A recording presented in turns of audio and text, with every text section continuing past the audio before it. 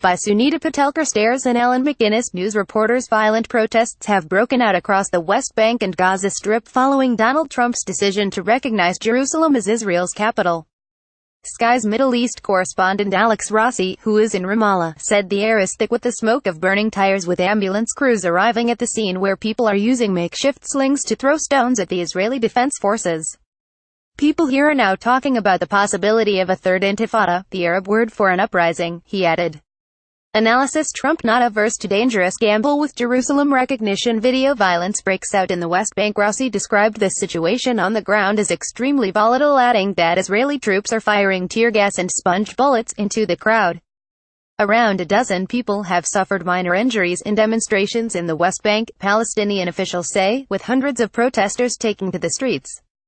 In Gaza, people burned posters of Donald Trump to protest against his decision to recognize Jerusalem as Israel's capital and plans to move the U.S. embassy from Tel Aviv to the city. The U.S. president went ahead with his Middle East policy shift, despite leaders from around the world warning Mr. Trump it could increase tensions in the region and damage the Middle East peace process.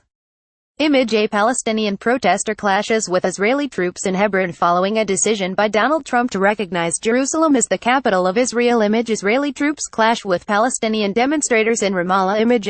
Rossi reporting from the violent demonstrations in Ramallah. Image. A Palestinian protester hurls stones towards Israeli troops during clashes in Ramallah. Image. Israeli troops fire a water cannon towards Palestinian protesters during demonstrations in Bethlehem. Image. Palestinian protesters clash with Israeli forces in Hebron in the Israeli-occupied West Bank. Image. Israeli policemen scuffle with a Palestinian man during a protest in Jerusalem's Old City.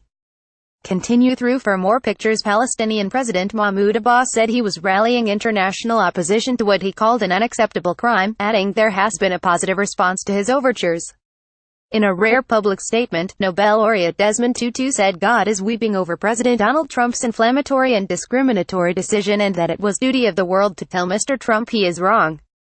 Ismail Haniyeh, leader of the Palestinian Islamist group Hamas, earlier called for a new uprising with Israel's army deploying reinforcements in the West Bank. Hamas said the decision opened the gates of hell on U.S. interests in the Middle East. Video. Jerusalem move. A recognition of reality as both sides traded blows. Mr. Trump was occupying himself by urging his Twitter followers to go get the new book on Andrew Jackson by Fox News presenter Brian Kilmeade. Really good, the commander-in-chief tweeted. Saudi Arabia slammed the move as irresponsible and warned there will be violence, and Turkey's President Recep Tayyip Erdogan warned that Mr. Trump had put the Middle East into a ring of fire. Turkey's Prime Minister Bin Ali Yildirim said the U.S. had pulled a pin on a bomb ready to blow in the region. Iran warned it would provoke Muslims and lead to an increase in radical, angry and violent behavior.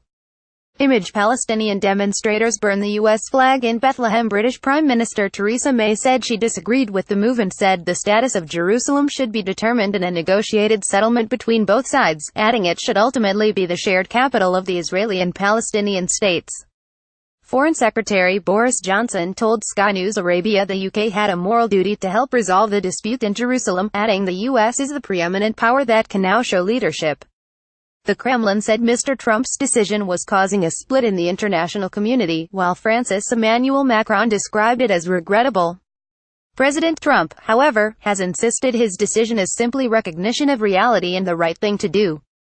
Video. Israeli Prime Minister Benjamin Netanyahu thanks Donald Trump changes around the sensitive city of Jerusalem, a holy site for Muslims, Jews and Christians, risk scuppering attempts by Mr. Trump's son-in-law Jared Kushner to broker an Arab-Israeli peace agreement. Egypt, which was the first Arab nation to sign a peace treaty with Israel in 1979, also rejected the U.S. president's declaration, while Jordan dismissed it as legally null because it consolidated Israel's occupation of East Jerusalem, which the Palestinians see as the capital of any future state.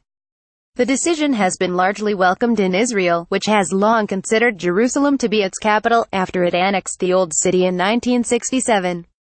Video. May. UK's position on Jerusalem has not changed. Israeli Prime Minister Benjamin Netanyahu praised America's courageous and just decision and said it was a historic day.